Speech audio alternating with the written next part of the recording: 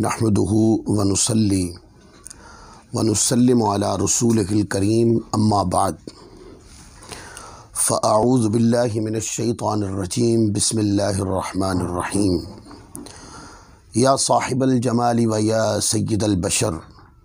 من وجہک المنیر لقد نور القمر لا يمکن الثناء کما کان حقہ بعد از خدا بزرگ تو یہ قصہ مختصر وَأَحْسَنُ مِنْكَ لَمْ تَرَقَتُ عَيْنِي وَأَجْمَلُ مِنْكَ لَمْ تَلِدِ النِّسَاء خُلِقْتَ مُبَرَّأً مِنْ كُلِّ عَيْبٍ كَأَنَّكَ قَدْ خُلِقْتَ كَمَا تَشَاءُ بَلَغَ الْعُلَا بِكَمَالِهِ كَشَفَ الدُّجَى بِجَمَالِهِ حَسُنَتْ جَمِيعُ خِصَالِهِ صَلُّوا عَلَيْهِ وَآلِهِ اللهم صل وسلم وبارک علی سیدنا و مولانا محمد وبارک وسلم وصلوا علیہ۔ اللہ رب العزت کا شکر ہے کہ اللہ تعالیٰ عز و جل نے ہمیں مومن بنایا، مسلمان بنایا اور حضور علیہ الصلوۃ والسلام کے غلاموں میں شامل کیا۔ واقعات بخاری کے عنوان سے ہمارے دروس جاری ہیں۔ آج صحیح بخاری شریف سے واقعات کے تناظر میں چند حدیث پڑھی جائیں گی۔ آج واقعات بخاری کا چوتھا سلسلہ ہم بیان کر رہے ہیں۔ قرآن مجید کی ایک آیت کریمہ ہے، جیسا کہ آپ کے علم میں ہے کہ ہم صحیح بخاری شریف سے جو بھی واقعات بخاری کے تناظر میں حدیث پڑھتے ہیں، اس سے پہلے اسی نوعیت کی، اسی مضمون سے تعلق رکھتی ہوئی قرآن مجید سے ایک آیت کریمہ بھی ساتھ ہی پڑھ دی جاتی ہے،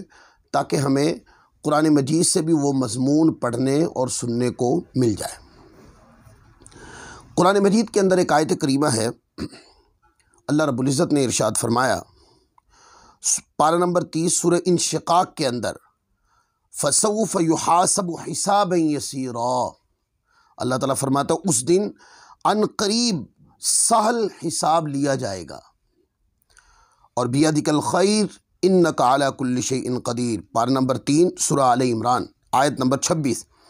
اللہ تعالیٰ فرماتا ہے ساری بھلائی تیرے ہی ہاتھ ہے، بے شک تو سب کچھ کر سکتا ہے۔ حضرت صفوان رضی اللہ تعالیٰ عنہ کی حدیث ہے، روایت کرتے ہیں کہ حضرت عبداللہ بن عمر رضی اللہ تعالیٰ عنہما کے ساتھ ان کا ہاتھ تھامے کہیں جا رہا تھا کہ اسی درمیان ایک آدمی سامنے آیا اور بولا، کیا آپ نے رسول پاک صلی اللہ علیہ وآلہ وسلم سے سرگوشی کے متعلق کچھ سنا ہے؟ آپ نے فرمایا کہ ہاں میں نے سنا ہے کہ رسول اللہ صلی اللہ علیہ وآلہ وسلم نے فرمایا، اللہ تبارک و تعالیٰ عز و جل بندہ مومن کو قریب فرمائے گا، محشر کے دن بندہ مومن کو قریب فرمائے گا اور اس پر پردہ ڈال کر اسے چھپا لے گا، یعنی کہ اس بندے کے اور محشر میں جتنے بھی لوگ میدان حشر میں موجود ہوں گے ان کے درمیان ایک پردہ حائل ہو جائے گا، اور پھر اللہ تبارک و تعالیٰ عز و جل ارشاد فرمائے گا اس بندے سے، اے بندے کیا تم فلاں فلاں گناہ کو پہچانتے ہو؟ کیا تم نے یہ سب گناہ کیے ہیں؟ بندہ کہے گا ہاں میں نے یہ سب گناہ کیے ہیں۔ آج اگر کوئی بندہ گناہ کرے تو اس کے گناہ کے حوالے سے کوئی پوچھے تو لوگ چھپا دیتے ہیں، لیکن محشر کا دن ایسا ہوگا کہ لوگ اپنے گناہ چھپا نہ سکیں گے۔ تو اللہ تعالیٰ اس سے سارے گناہ اس کو فرمائے گا کہ بندے کیا فلاں گناہ بھی تم نے کیا ہے، فلاں بھی کیا ہے، فلاں گناہ کو پہچانتے ہو؟ تو وہ بندہ اقرار کرتا چلا جائے گا، یہاں تک کہ پروردگار عالم اس بندے سے اس کے تمام گناہوں کا اعتراف کروائے گا۔ زندگی میں جتنے بھی گناہ اس نے کیے اللہ تبارک و تعالیٰ عز و جل اس سے اعتراف کروائے گا، اور بندہ نہ نہیں کرے گا بلکہ بندہ اپنے گناہوں کا اعتراف کرتا چلا جائے گا، اور بندہ کہتا جائے گا کہ مالک کریم میں نے یہ گناہ کیے ہیں۔ جس گناہ کے حوالے سے بھی پوچھا جائے گا وہ اقرار کرے گا مولا میں نے یہ گناہ کیا ہے۔ اور وہ بندہ مومن جب سارے گناہوں کا اقرار کر لے گا تو وہ بندہ مومن دل میں سوچے گا کہ میں اب تو میری ہلاکت ہی ہوگی کہ میں اللہ تعالیٰ کی نافرمانیوں میں اس حد تک بڑھا، اور وہ کہے گا میں برباد ہو گیا۔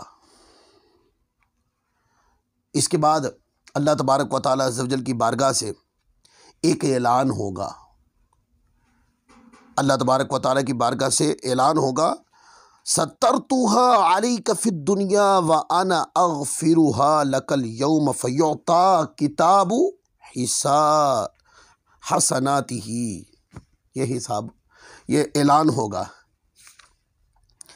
اللہ تبارک و تعالیٰ کی بارگاہ سے اعلان ہوگا میں نے دنیا میں تیرے گناہوں کو چھپایا، اور آج تجھے بخشتا ہوں۔ پھر اس بندہ مومن کو بخشش و مغفرت کا پروانہ جاری کر دیا جائے گا۔ اب اس مقام پر ایک سوال ہے، قیامت والے دن بندہ اپنے گناہوں کا اقرار کرے گا اور شرمندگی کا احساس ہوگا تو اللہ تبارک و تعالیٰ کی بخشش و مغفرت اس کو اپنے دامن میں سمیٹ لے گی۔ سوال یہ ہے کہ اگر آج بندہ اپنے گناہوں سے توبہ کرے اور اپنے گناہوں سے باز آئے اور اپنے گناہوں پہ شرمندگی اختیار کرے اور اپنے آپ کو گناہوں سے دور لے جائے، رب کائنات کے خوف سے ڈرے اور اللہ تبارک و تعالیٰ کی رحمت سے بخشش کی امید باندھے، تو اگر محشر والے دن اللہ تبارک و تعالیٰ بخشش کا پروانہ جاری فرما سکتا ہے تو آج بھی بخشش ہو سکتی ہے۔ تو کہا کہ اللہ تبارک و تعالیٰ عز و جل فرمائے گا بندے جیسے میں نے تیرے گناہوں پہ پردہ ڈالا، آج میں تیرے سارے گناہ معاف فرماتا ہوں اور مغفرت کا پروانہ جاری کر دیا جائے گا۔ پر منافق اور کافر ان کے بارے میں یہ حکم ہوگا اما الکافر والمنافق فیقول الاشہاد، لیکن کافر اور منافق تو ان کے متعلق سب گواہ کہیں گے کہ ہؤلاء الذین کذبوا علی ربہم الا لعنۃ اللہ علی الظالمین، کہ یہی وہ لوگ ہیں جنہوں نے اپنے پروردگار کو جھٹلایا، خبردار ظالموں پر خدا تبارک و تعالیٰ کی لعنت ہے، وہ اللہ کی رحمت سے دور کر دیا گئے بوجہ اپنے کفر کے، بوجہ اپنی منافقت کے، اللہ کی رحمت سے دور کر دیے گئے۔ اب اس حدیث پاک سے ایک سمجھ آئی بات، ایک تو بندے کو اپنی گناہوں پہ ندامت کرنی چاہیے، گناہوں کو ترک کرنا چاہیے، اور پھر اللہ تبارک و تعالیٰ کی رحمت سے امید رکھنی چاہیے کہ میرا مالک گناہوں کے ترک کرنے کے عمل پر اور آئندہ گناہ نہ کرنے کے عزم پر اور رحمت پر امید باندھنے کے عمل سے اللہ تبارک و تعالیٰ کی کرم نوازی سے اس کو معافی عطا ہو جائے گی، اور یہ امید رکھے بندہ کہ میں نے اللہ کی رحمت سے امید باندھی ہے اور گناہوں سے توبہ کی ہے، یقیناً اس کی رحمت مجھے معاف کر دے گی۔ امام بخاری رحمۃ اللہ علیہ صحیح بخاری جلد اول اور کتاب المظالم کے اندر باب قول اللہ تعالی ہؤلاء الذین، اس باب کے تحت امام بخاری اس حدیث کو صحیح بخاری شریف میں لائے، اور حدیث نمبر 2441 یعنی کہ 2441 نمبر حدیث ہے جس پر امام بخاری یہ حدیث لائے اپنی کتاب میں۔ اور یہاں پر ایک شعر یاد آیا کہ نہ کہیں جہاں میں اما ملی اما ملی تو کہاں ملی، میرے جرم خانہ خراب کو تیرے عفو و بندہ نواز میں۔ اللہ اکبر۔ اسی طرح کی ایک اور حدیث ہے، وہ بھی صحیح بخاری شریف کے اندر ہے، جس کو حضرت ابو ہریرہ رضی اللہ تعالیٰ عنہ نے روایت کیا کہ حضور علیہ الصلوۃ والسلام، حضرت ابو ہریرہ فرماتے ہیں کہ میں نے رسول پاک صلی اللہ علیہ وآلہ وسلم کو فرماتے ہوئے سنا کہ اللہ تبارک و تعالیٰ عز و جل نے رحمت کو رحمت کے 100 جز میں تقسیم کیا، 100 اجزاء میں تقسیم کیا، جس میں سے 99 کو اپنے پاس رکھا اور ایک زمین میں ایک جز اتارا، اور اسی ایک جز سے مخلوق ایک دوسرے پہ رحم کرتی ہے۔ یعنی کہ دنیا میں جتنی بھی اچھائیاں ہو رہی ہیں اور جتنے بھی اللہ کی فرما برداری ہو رہی ہے اور جتنے بھی لوگ ایک دوسرے پہ ترس کھا کے ایک دوسرے کی مدد کرتے ہیں، فرمایا کہ یہ رحمت کا ایک جز اللہ نے اس جہان پر اتارا ہے، جس کا اثر لوگوں کے اندر ہے۔ اور پھر آگے کہتے ہیں حدیث میں، یہاں تک کہ گھوڑی اپنے بچے سے اپنا سر اٹھائے رکھتی ہے، اس ڈر سے کہیں اس کو کچل نہ دے۔ یعنی جانور بھی ایک دوسرے کے ساتھ رحم کرتے ہیں۔ یہ کیا، وہ ایک رحمت جو رب کائنات نے اس دنیا پہ نازل فرمائی ہے، یہ اس کا اثر ہے۔ اور یہاں پر ایک مسئلہ بھی عرض کر دوں، اللہ تبارک و تعالیٰ عز و جل کی رحمت تو لامحدود ہے، تو پھر 100 اجزاء میں تقسیم کرنے کا معنی کیا ہے، جس میں سے 99 اپنے پاس رکھے ایک جہان پر؟ یہ صرف چونکہ انسان کو سمجھنے کے لیے کسی قرینے کی ضرورت ہوتی ہے، تو یہ صرف انسان کو سمجھانے کے لیے، ورنہ رب کائنات کی رحمت لامحدود ہے۔ اسی طرح ایک واقعہ ہے صحیح بخاری شریف میں، جب میں نے پہلی بار پڑھا تو میرے لیے بھی بڑا سبق آموز تھا وہ، آئیے آج آپ کے ساتھ بھی شیئر کرتا ہوں۔ غیبی مدد کے حوالے سے، کہ جب قبیلے کا سردار اپنی رعایا کے اوپر بے جا ظلم کرتا ہو تو اللہ تبارک و تعالیٰ عز و جل کی طرف سے پھر غیبی مدد آتی ہے۔ غیبی مدد کے حوالے سے قرآن مجید سے ایک آیت کریمہ پڑھتا ہوں تاکہ ربط جڑ جائے، ہمارے درس کا قاعدہ بھی برقرار رہے۔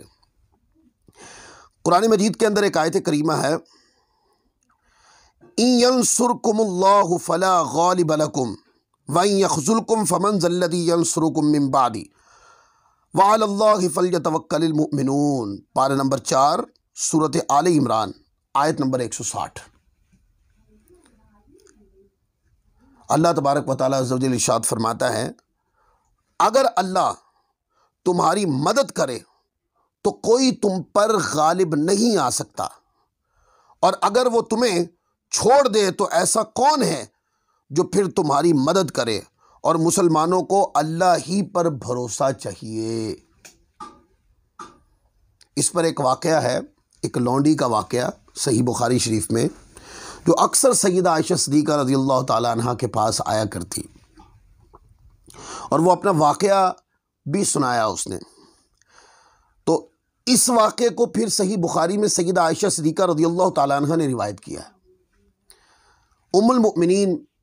حضرت سیداتنا عائشہ صدیقہ رضی اللہ تعالی عنہ فرماتی ہیں کہ عرب کے کسی قبیلے میں ایک حبشی لونڈی تھی، یعنی غلامہ تھی۔ قبیلہ والوں نے تو اسے آزاد کر دیا تھا، لیکن پھر بھی وہ انہی لوگوں کے ساتھ رہتی تھی۔ اس نے بتایا کہ ایک دن اس قبیلے کی ایک لڑکی باہر نکلی، وہ سرخ رنگ کا جڑا ہوا ہار پہنے ہوئے تھی۔ اتفاق سے وہ ہار گم ہو گیا۔ اب یا تو اس لڑکی نے اس ہار کو کہیں رکھ دیا تھا اور بھول گئی تھی، یا وہ ہار کہیں گر پڑا تھا۔ جہاں وہ ہار پڑا تھا وہاں سے ایک چیل کا گزر ہوا اور اس نے اس سرخ ہار کو گوشت سمجھ کر، گوشت کا ٹکڑا سمجھ کر اچک لیا اور لے کر چلی گئی۔ لوگوں نے اس ہار کو بہت تلاش کیا مگر وہ ملا نہیں۔ حبشی لڑکی کہتی ہے، یعنی کہ جو پہلے اس قبیلے کی غلامہ تھی، پھر بعد میں آزاد ہو گئی اور انہی کے ساتھ ہی رہتی تھی وہ، لیکن تھی غریب۔ وہ حبشی لڑکی سیدہ عائشہ صدیقہ رضی اللہ تعالیٰ کو اپنا واقعہ سناتی ہے اور کہتی ہے کہ قبیلے والوں نے مجھ پر ہار چرانے کا الزام لگا دیا۔ یعنی کہ دنیا میں ایسے الزام بھی لگتے ہیں کہ دلیل نہیں ہے، اور بغیر دلیل کے الزام لگتا ہے، اور بغیر دلیل کے جرم بنائے جاتے ہیں، اور ملزم کو مجرم بنایا جاتا ہے، اور حتیٰ کہ پھر اس کو جو گناہ اس نے کیا نہیں اس کا سزاوار بھی بنایا جاتا ہے۔ آج کے معاشرے میں دیکھیں آپ کو کئی لوگ ملیں گے، کئی پھانسیاں چڑھتے ہوئے لوگ ملیں گے آپ کو، کہ جنہوں نے ظلم نہیں کیا، ظلم کسی وڈیرے نے کیا ہے، ظلم کسی بڑے نے کیا ہے، لیکن ان کے اوپر زبردستی وہ جرم تھوپ دیا گیا اور ان کو سزا ملی۔ تو وہ کہنے لگی کہ کوئی دلیل تو نہیں تھی ان کے پاس، یہ لڑکی غریب تھی، انہوں نے اپنے طور پہ ذہنی طور پر ایک دلیل گھڑی کہ غریب ہوگی نا تو شاید اس کو ضرورت ہوگی تو اس نے ہی چوری کیا ہوگا۔ تو وہ حبشی غلام عورت سیدہ عائشہ صدیقہ رضی اللہ عنہا کہ تو انہوں نے میرے اوپر خود ہی سے میرے اوپر الزام لگایا، اور پھر کہتے ہیں اور مجھے خوب مارا پیٹا۔ پھر وہ لوگ میری تلاشی لینے لگے، یہاں تک کہ میری شرمگاہ کی بھی تلاشی لے ڈالی۔ یہ آج دیکھیے دور کا ناسور ہے، آج بھی اس حد تک پہنچی،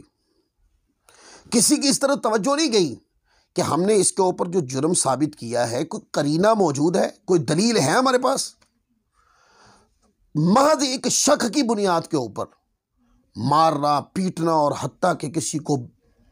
بے پردہ کر دینا اور اس کی شرمگاہ تک ایسے کھول دینا اور ظلم و ستم کی حد کر دینا۔ تو وہ کہنے لگی جس وقت مجھ پر یہ ظلم و ستم ڈھایا جا رہا تھا، یعنی کہ جب وہ لوگ بغیر کسی دلیل کے مجھے ملزم بنا رہے تھے اور میں ملزم بنا کر مجھے مار پیٹ کر رہے تھے اور میرے جسم کی بے حرمتی کر رہے تھے، تو وہ کہتی ہے اور لوگ میرے ارد گرد جمع تھے، قسم خدا کی میں ان کے پاس ابھی کھڑی ہی تھی کہ اچانک ایک چیل اڑتی ہوئی آئی اور اسی ہار کو ہمارے سروں پر ڈال دیا۔ اس ہار کو انہوں نے لے لیا۔ اب میں نے ان لوگوں سے کہا کیوں یہی ہے نا وہ ہار جس کے چرا لینے کا آپ لوگوں نے مجھ پر الزام لگایا تھا، حالانکہ میں اس جرم سے بری ہوں۔ اللہ اکبر۔ اب یہاں پر ایک سوال ہے کہ وہ ہار بھی مل گیا جس کو ایک ذہنی طور پر اخذ کر کے مفہوم بغیر دلیل کے کسی کو سزا دی تھی، وہ سزا بھی دے دی، ہار واپس بھی مل گیا، پر ان لوگوں کے اندر سے کوئی بندہ پھر کھڑا نہیں ہوا کہ اس کو جو بیجا سزا دی گئی ہے، جنہوں نے دی ہے ان کو بیجا سزا دینے کے جرم میں کوئی سزا دی جائے۔ ایسا نہیں ہوا۔ میں یہاں پوچھتا ہوں کہ ایسا بھی کوئی قانون ہونا چاہیے۔ آج آپ دیکھیں کتنے آج ایسے لوگ ہیں جن کے اوپر شک کی بنیاد پر جن کو اریسٹ کیا جاتا ہے اور اریسٹ کر کے ان کو مارا جاتا ہے اور ان کو پتہ نہیں کس طرح کی اذیتیں دی جاتی ہیں، اور بعد میں جرم کسی اور سے ثابت ہوتا ہے۔ تو سوال یہ ہے کہ ان کو جو مار پڑی ہے اس کا ازالہ کون کرے گا؟ تو اس حوالے سے یہ معاشرے کا ناسور ہے کہ جب ظلم ہوتا ہے تو غربا پہ ہوتا ہے، اور صاحب ثروت لوگ کرتے ہیں، پیسے والے لوگ کرتے ہیں۔ لہذا یہ بھی گناہ ہے کہ کسی کو آپ شک کی بنیاد کے اوپر کسی بندے کو اریسٹ کریں اور پھر اس کے اوپر ظلم و ستم کریں۔ جب تک آپ کے پاس کوئی دلیل نہیں ہے آپ کسی کو اریسٹ نہیں کر سکتے، کسی کو ظلم کا نشانہ نہیں بنا سکتے، اور اگر کوئی ایسا کرے گا تو یہ حقوق العباد میں شامل ہے۔ تو وہ جو لڑکی تھی اس نے پھر پورے قبیلے والوں کے سامنے کہا کہ تم نے میری یہ سمجھ کے کہ میں حبشی ہوں، یہ سمجھ کے کہ میں غریب ہوں، تم لوگوں نے میرے اوپر ظلم و ستم کیا اور پورے سارے لوگوں کے سامنے میری عصمت دری کی، تم لوگوں نے میری ذلت اور رسوائی دی تم لوگوں نے۔ پھر ہار مجھ سے ملا نہیں، تو پھر کیا ہوا؟ وہاں کوئی بندہ یہ بات کرنے والا نہیں تھا کہ جو کہے کہ اس کو بیجا سزا جنہوں نے دی یا ان کی بھی کوئی سزا مقرر کی جائے۔ سیدہ عائشہ صدیقہ رضی اللہ تعالیٰ عنہ فرماتی ہیں کہ پھر وہ لڑکی جب اس کو سزا مل گئی وہاں سے تو غیبی مدد آئی اللہ کی طرف سے۔ وہ ابھی اسلام قبول نہیں کیا تھا اس نے، غیبی مدد آئی اور اس کے لیے نجات کا سامان ہو گیا۔ تو سیدہ عائشہ صدیقہ فرماتی وہ لڑکی پھر رسول پاک صلی اللہ علیہ وآلہ وسلم کی خدمت میں حاضر ہوئی اور اسلام قبول کر لیا اس نے۔ تو کہتے ہیں کہ پھر اس کا جو خیمہ تھا، یعنی اس کا جو گھر تھا، وہ مسجد نبوی کے قریب تھا بالکل۔ چونکہ مسجد میں اس لڑکی کا ایک خیمہ، یہ ایک چھوٹا سا حجرہ تھا جو بالکل مسجد سے ملحقہ تھا، اس لیے وہ اکثر میرے پاس آیا کرتی اور باتیں کیا کرتی، اور وہ جب بھی میرے پاس آتی اور اپنے دل کی بات کہہ کر فارغ ہوتی تو اس کے بعد وہ یہ شعر پڑھا کرتی۔ وہ کہتی کہ حمائل کا دن میرے پروردگار کے عجائب میں سے ہے، اسی دن میرے رب نے مجھے کفر کی بستی سے نجات بخشی۔ میرے اوپر بیجا ظلم ہوا، میں نے اس پہ صبر کیا تو اللہ تبارک و تعالیٰ عز و جل نے میرے صبر کے نتیجے میں مجھے انعام یہ دیا کہ مجھے مشرف با اسلام کر دیا، مجھے حضور کی غلامی عطا فرمائی۔ تو پھر وہ کہتے ہیں، سیدہ عائشہ صدیقہ رضی اللہ تعالیٰ عنہ فرماتی ہیں کہ ایک دن میں نے اس لڑکی سے پوچھا کہ کیا وجہ ہے جب بھی تم میرے پاس آ کر بیٹھتی ہو تو یہ شعر ضرور پڑھتی ہو کہ حمائل کا دن میرے پروردگار کے عجائب میں سے ہے، اسی دن میرے رب نے مجھے کفر کی بستی سے نجات عطا فرمائی۔ تو ام المؤمنین سیدہ عائشہ صدیقہ فرماتی ہیں میرے پوچھنے پر اس نے مجھے اپنا یہ ہار والا پورا واقعہ سنایا، یعنی کہ جب بھی وہ ملتی تو یہ شعر سناتی۔ ایک دن سیدہ عائشہ صدیقہ رضی اللہ عنہ نے پوچھ لیا بھئی جب بھی تم ملتی ہو تو یہ شعر سناتی ہو، آخر کیا وجہ ہے یہ شعر پڑھنے کی؟ تو پھر اس نے یہ پورا واقعہ سنایا کہ میرے ساتھ یوں ظلم و ستم ہوا، میری بے حرمتی کی گئی، میں نے صبر کیا، اللہ نے غیبی مدد عطا فرمائی اور مجھے انعام یہ دیا کہ مجھے مصطفیٰ صلی اللہ علیہ وسلم کی غلامی عطا فرمائی۔ اس پورے واقعے سے ایک تو جس موضوع کی ہم نے حدیث پڑھی وہ موضوع وہ نقطہ بھی ثابت ہوا کہ جب بندہ اللہ تبارک و تعالیٰ عز و جل کی خاطر بندہ صبر کرتا ہے تو اللہ تبارک و تعالیٰ عز و جل صابرین کو شرمندہ نہیں ہونے دیتا، ان کو انعامات و اکرامات عطا فرماتا ہے۔ اب انعام و اکرام تو یہ ملا کہ اسلام کی دولت ملی اور غیبی مدد بھی آئی ساتھ، اور دوسرا اس سے یہ بھی پتہ چلا کہ کسی کے اوپر بغیر کسی دلیل کے، بغیر کسی قطعی دلیل کے کسی کے اوپر الزام نہیں لگانا چاہیے، کسی کے اوپر جرم ملزم نہیں کہنا چاہیے کسی کو۔ ہم تو بغیر دلیل کے ملزم بھی کہتے ہیں پھر مجرم بھی بناتے ہیں، اور پھر اس کو تختہ سزا پر بھی چڑھاتے ہیں، اور پھر ساری زندگی اس کا نفرت کے ساتھ ذکر بھی کرتے ہیں، جبکہ دلوں میں یہ بات زندہ ہے کہ مرنے والا اس گناہ کا مرتکب نہ تھا، وہ اذیتیں برداشت کر کر بیجا سزا بھگت کر اللہ کی رحمت سے بخش دیا گیا ہوگا۔ لیکن سوال یہ ہے کہ ان لوگوں کی آخرت کا کیا بنے گا جن لوگوں نے